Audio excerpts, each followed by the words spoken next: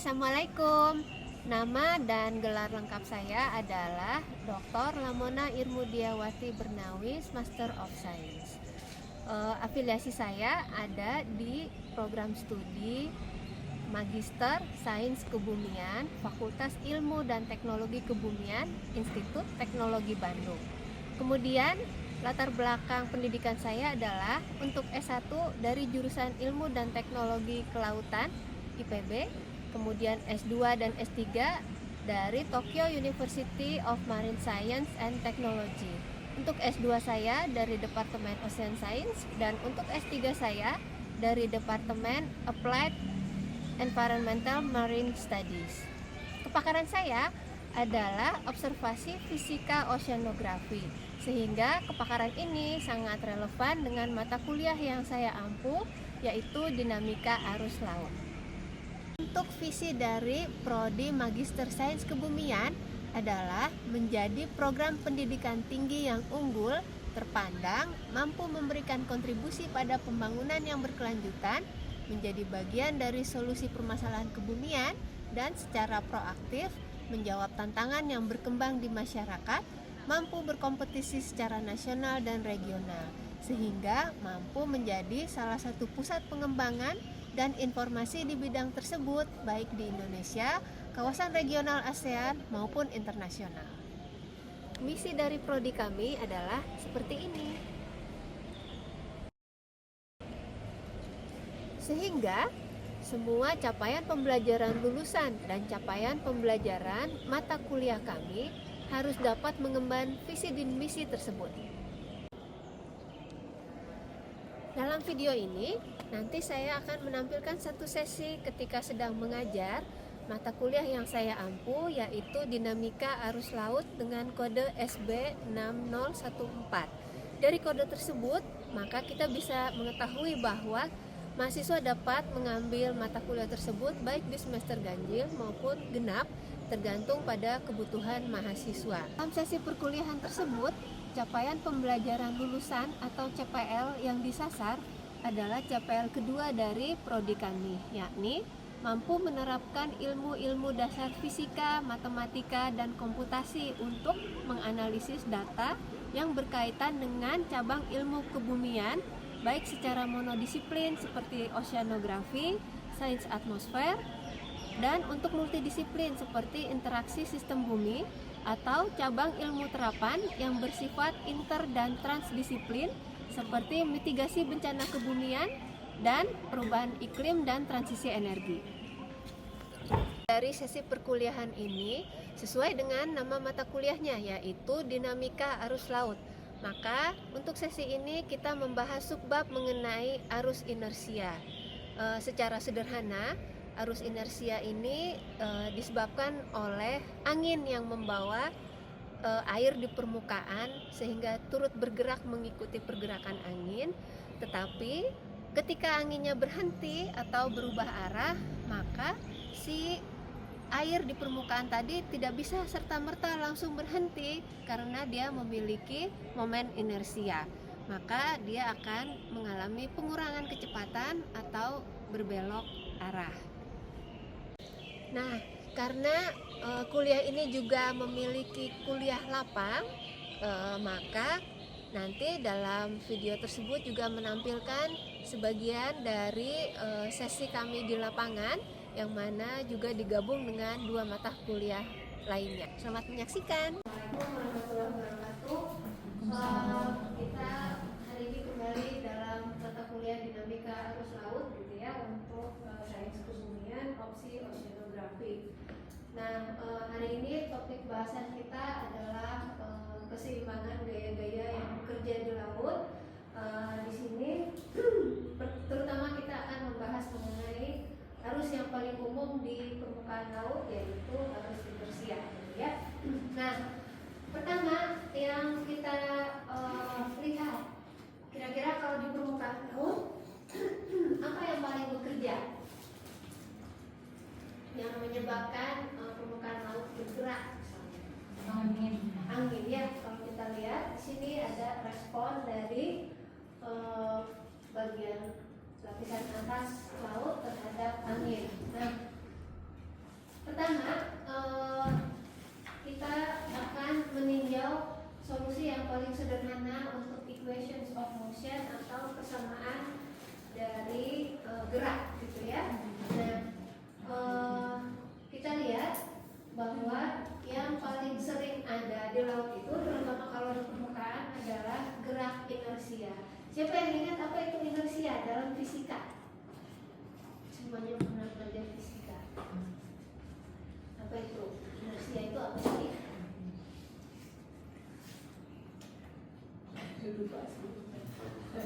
Bahasa Indonesianya apa?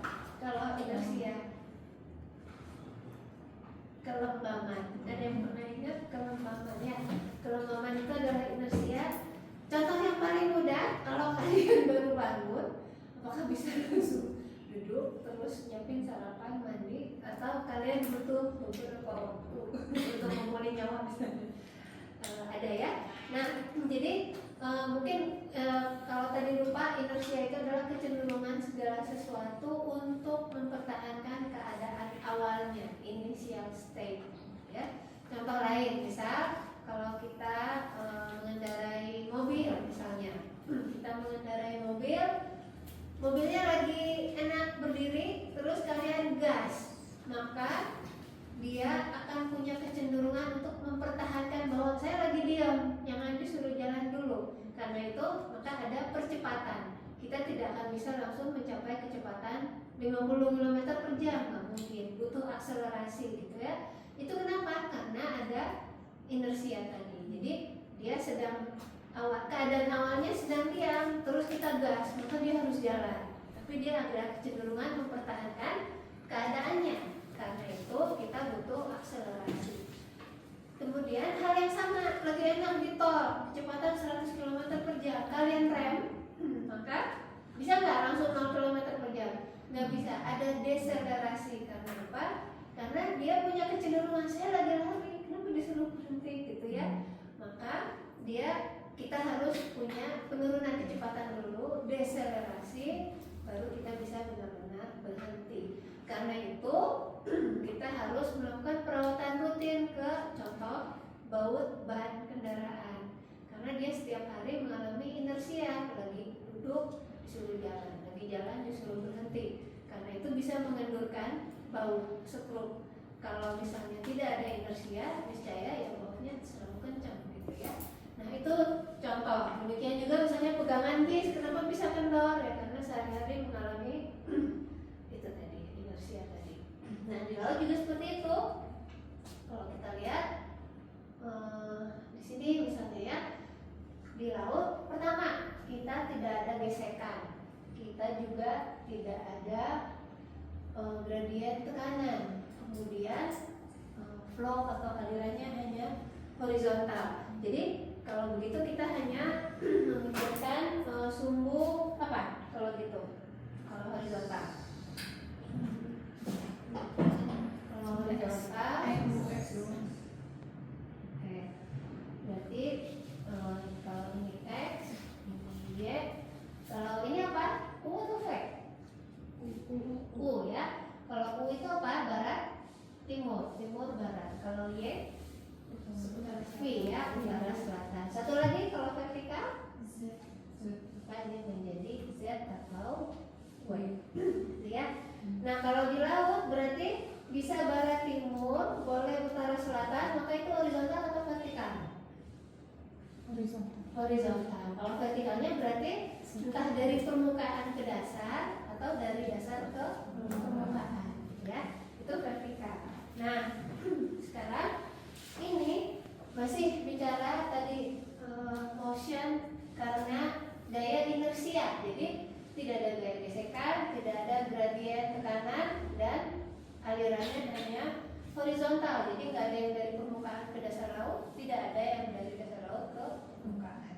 Nah ini tadi kita dapatkan V tadi karena dia kita turunkan, maka jadinya kebalik. Jadi perubahan U terhadap waktu itu sama dengan kecepatan dikali V. Kemudian perubahan V terhadap waktu berarti negatif dari kecepatan dikali U-nya, ya. Jangan lupa bahwa F adalah apa ini? Gaya apa? 2 omega sinus lintang. 2 omega sinus lintang. Coriolis. Oh, udah lupa semua. Baru kemarin kuliah. Oke ya, Coriolis itu semua udah tahu ya kalau Coriolis. Nah, sekarang kalau begitu kita lihat bahwa gerak inersia itu kita beri solusinya dari harmonik osilator. Kalau osilator apa? Naik juga berosilasi, naik turun, naik turun. Kira-kira kenapa kita pakainya harmonik osilator? Kalau harus karena inersia tadi. Jadi gini, pertama angin bertiup di permukaan laut, ya. Oke, si air ikutan jalan karena kena angin. Terus anginnya labil, dia berhenti atau tiba-tiba berbelok, berganti ke arah dan kecepatan. Apakah si arusnya serta merta berhenti? Kan enggak ya, karena tadi dia punya inersia. Aku lagi jalan, kamu kenapa berhenti? Jadi dia tidak langsung ikut berhenti, tetapi dia akan mengalami pengurangan kecepatan dan bisa jadi pembelokan arah. Karena itu nanti dia tracknya akan berputar-putar seperti osilator. Jadi bisa jadi seperti ini, seperti ini, seperti ini. Karena itu solusinya adalah osilator. Contoh, pertama angin bergerak ke sini, si arusnya ikut. Oke, kita ke situ. Anginnya berhenti. Kamu kemana? Dia bingung. Akhirnya dia tetap jalan karena masih punya momentum, tetapi dia mengalami pengurangan kecepatan dan bisa jadi berbelok arah. Tergantung dia di mana. Kalau dia di BBU berarti dia dibelokkan kemana? Ke kanan. Kolonisnya ya. Kalau dia di BBS dia belok ke kiri karena kolonisnya. Nah karena itu kalau kalian ingat Gulf Stream, siapa yang ingat Gulf Stream? Di mana Gulf Stream? Di Atlantik ya, Atlantik ekuatorial. Nah itu sebenarnya coba kita cek kalau misalnya di internet ya, kalau di internet kita cek Gulf Stream. Nah kita akan dapat misalnya sesuatu yang seperti ini.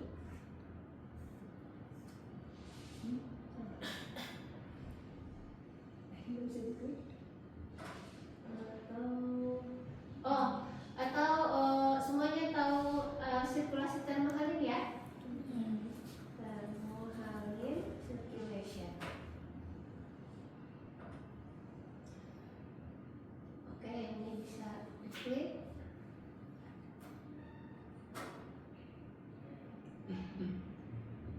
Gimana tadi gambarnya?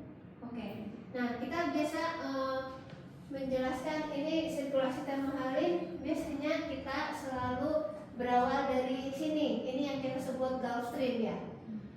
Kita lihat seolah-olah arusnya satu garis saja dengan anak panah yang mengarah ke Atlantik Utara sampai ke Arktik, ke Kutub Utara. Tetapi sebenarnya ini terdiri dari ribuan atau jutaan arus inersia yang melungker-lungker seperti itu. Nah, karena itu kalau kita lihat dari satelit, coba ya, Gulf Stream image.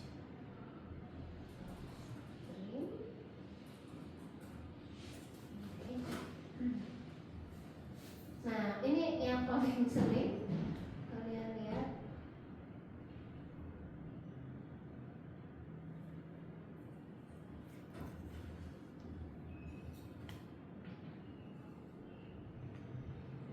Sama ya. Oke, mungkin sambil itu kita bisa lihat. Nah, ini kalau ini dihasilkan dari drifting buoys. Jadi ada 110 tahu buoy ya, yang pengapung yang dipasangi sensor. Nah, kalau kita petakan tracknya jadinya seperti ini, sangat ruwet, kuning-kuning kayak benang kusut ya. Karena apa? Karena dia terdiri dari jutaan arus inersia yang tadi, yang kita selesaikan dengan solusi harmonik osilator tadi. Kenapa osilator? Karena dia berosilasi seperti itu. Nah, jadi kalau kita buat tracknya dengan sensor pada pengapung yang mengapung bebas itu mengikuti arus, dia sebenarnya seperti ini, tidak garis lurus seperti kita menggambarkan sirkulasi termohaline tadi, Tetapi kalau kita total, maka benar semuanya nanti mengarahnya ke utara, seperti itu. Nah, jadi si Gulf Stream ini yang kita selalu gambar dengan satu garis sederhana ke arah utara itu sebenarnya terdiri dari jutaan arus inersia yang berputar-putar tadi, gitu ya. Nah, itu mengenai arus inersia. Kemudian, oke. Nah, di sini kita lihat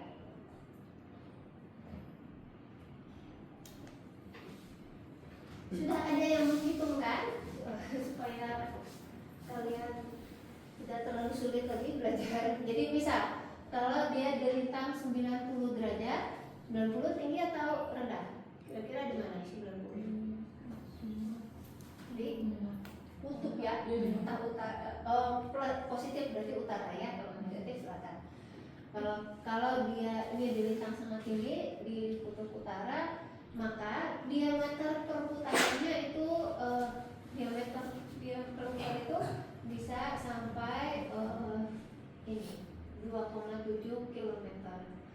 Nah, kemudian kalau di 35 derajat, ini 35 kira-kira di mana ya? Sekitar, saya lupa, Jepang atau lebih ke atas, mungkin Jepang gitu ya. Itu maka periodenya 20,87 jam dengan diameter 4,8 km. Nah, jadi ini lingkaran, diameter lingkaran itu sudah bisa dihitung dengan formulasi ini untuk di lintang yang berbeda. Nah, kita lihat tadi, nah ini ya contoh bahwa dia gerakannya berputar-putar tracknya. Contoh pertama, misalnya dia di 25 Juli berarti ya, di sini berarti ini 25, di sini 27, di sini 29. Nah, contoh titik awalnya dia di sini, pertama kali dia kena angin tanggal 25 Juli jam 00.05 UTC. Ada angin segar membawa air ke arah timur kira-kira 25 sampai 30 cm per detik gitu ya. Kita lihat kemudian 5 menit sesudahnya si angin tadi hilang, tetapi airnya tetap jalan, hanya dia mengalami pengurangan kecepatan. Jadi yang awalnya 25 sampai 30 cm per detik jadinya 10 sampai 15 cm per detik. Dan karena dia di utara, maka jadi flat, dia terbelok ke arah kanan karena Coriolis. Kemudian kita lihat tanggal 27 dia di sini, ya tetap seperti itu. Karena itu akhirnya nih tanggal 29 Juli dia di sini, gitu ya. Artinya apa? Dia berputar-putar. Karena itu kita mencari solusinya dengan harmonik osilator tadi. Seperti itu. Nah, ini untuk memperlihatkan bagaimana arus karena angin yang disebabkan oleh gaya inersia tadi. Jadi dia punya kecenderungan untuk mempertahankan keadaan awalnya, sehingga begitu angin yang membawa dia berhenti, dia tidak langsung ikut berhenti, tetapi dia mengalami pengurangan kecepatan, kemudian berbelok arah, gitu ya. Oh, ini ada, ternyata ada arahnya. Jadi benar tadi initial point-nya di 25 Juli, kemudian dia ke timur dulu, kemudian dia defleksi, akhirnya dia ke barat, gitu ya. Oke, baik, sampai di sini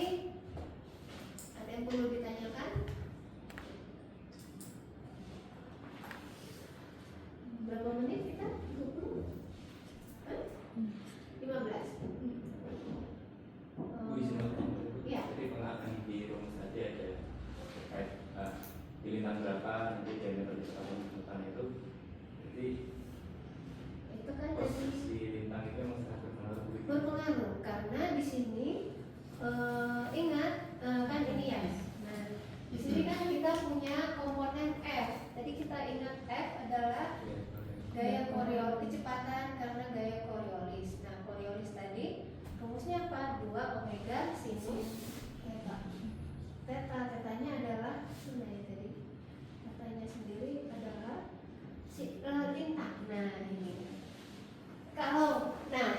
kalau kita di Indonesia lintangnya berapa? Coba cari lintang Bandung berapa?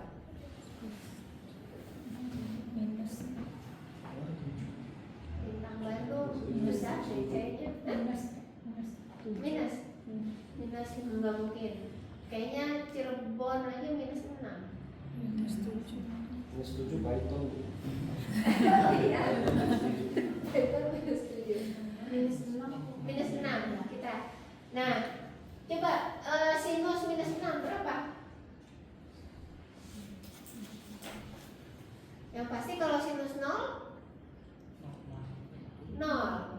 ya. Nah, karena itu gaya Coriolis paling kecil itu di ekuator ya. Jadi kalian semua udah kenal teori Ekman ya? Gimana teori Ekman? Berbelok berapa derajat? 45 derajat. Pak Ekman waktu pergi ekspedisi di mana? Di Arktik, di Kutub Utara. Lintangnya besar. Kalau Pak Ekman waktu itu ekspedisinya di Laut Jawa, belum tentu ketemu teori Ekman. Gitu. Ya kan? Karena di Arktik berapa derajat lintangnya besar? Hampir 90, 80-an. Berapa sinus 80? Mendekati 1. Nah, kalau misalnya di Laut Jawa berapa tadi? Sinusnya 0,1. Nah, jadi kecil gitu ya. Nah, karena itu tadi pertanyaan Mas Huda bahwa lintang sangat berpengaruh karena tadi rumusnya itu gitu ya, Coriolis sinus ini lintang.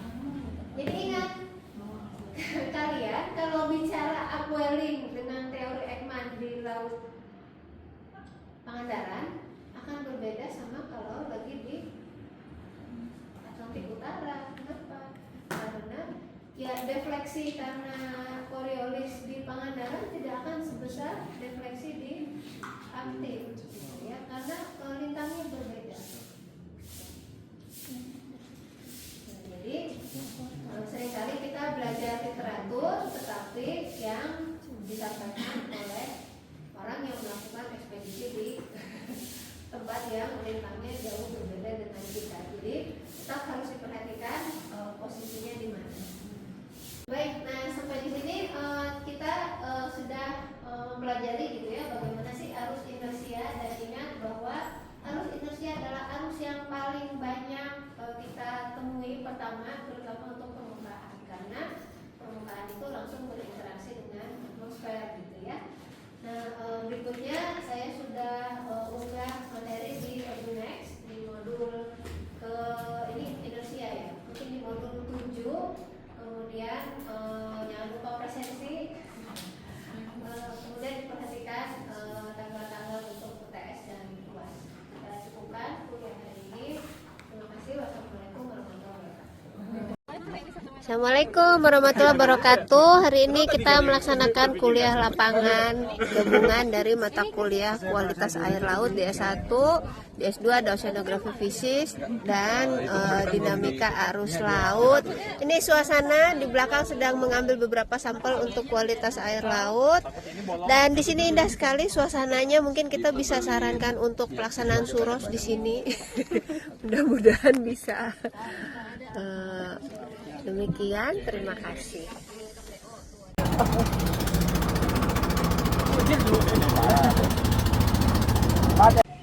Nah, bagaimana? Semoga tertarik ya dengan sains kebumian. Kita punya oceanografi, sains atmosfer, interaksi sistem bumi, dan mitigasi bencana kebumian, juga perubahan iklim dan transisi energi. Jika tertarik, silahkan boleh melihat kurikulumnya pada es.itb.ac.id. Terakhir, saya berterima kasih kepada pemirsa yang berkenan untuk melihat video ini. Terima kasih ya.